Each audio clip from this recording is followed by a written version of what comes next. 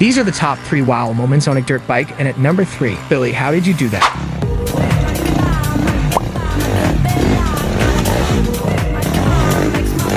At number 2, no stones were harmed in the making of this.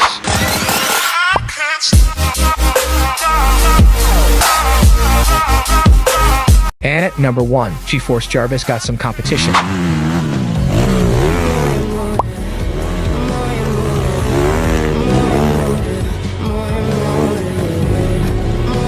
Which moment was the best?